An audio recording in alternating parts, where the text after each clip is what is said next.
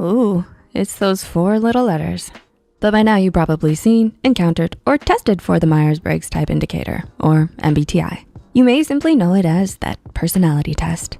If your results said you're an INFJ, that stands for Introverted, Intuitive, Feeling, and Judging. The titles given to INFJs are Advocate or Idealist. It's also the rarest personality type, accounting for only 1 to 3% of the population based on the USA. After getting a result like this, we can often wonder if it's true.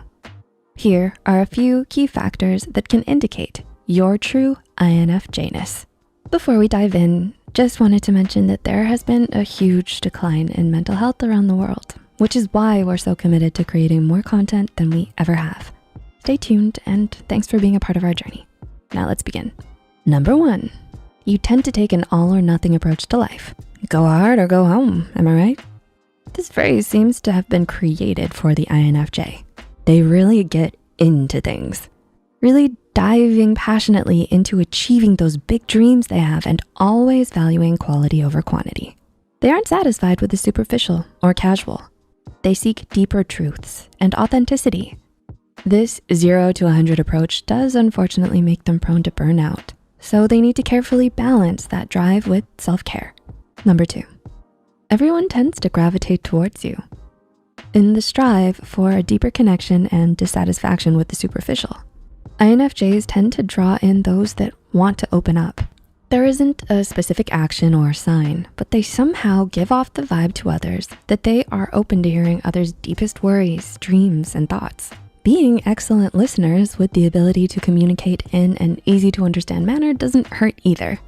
Ironically, they themselves are somewhat private people, so they'll often act as the receiver of information rather than the giver while warming up to the other person. Number 3, you have a natural talent for language.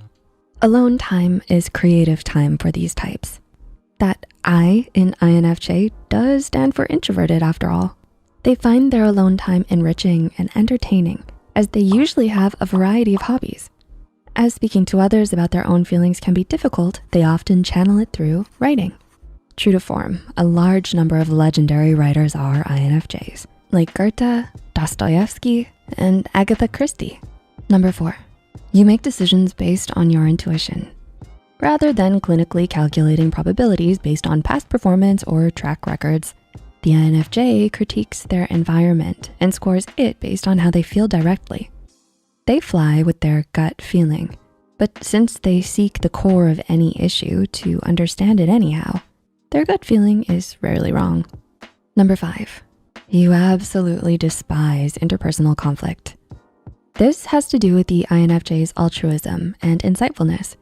While some enjoy some buddy brawling or find excitement in arguing, all the INFJ feels is upsetting turbulence and instability.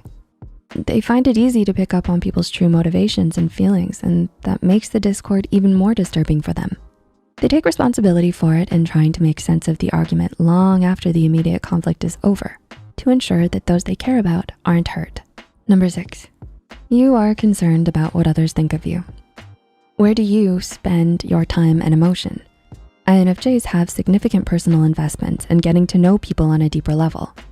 They wanna make the world a better place, and that includes those around them. They want people to be better for having known them, so they are quite sensitive if they believe they've not met someone's expectations. It feels like a failure on their part to not make things better overall. And number 7, you have principles etched in stone.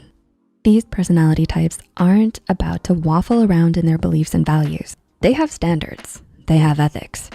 If someone's trying to pull them into a prison break or bank heist, some major spin doctoring will have to ensue because a simple bring isn't going to cut it.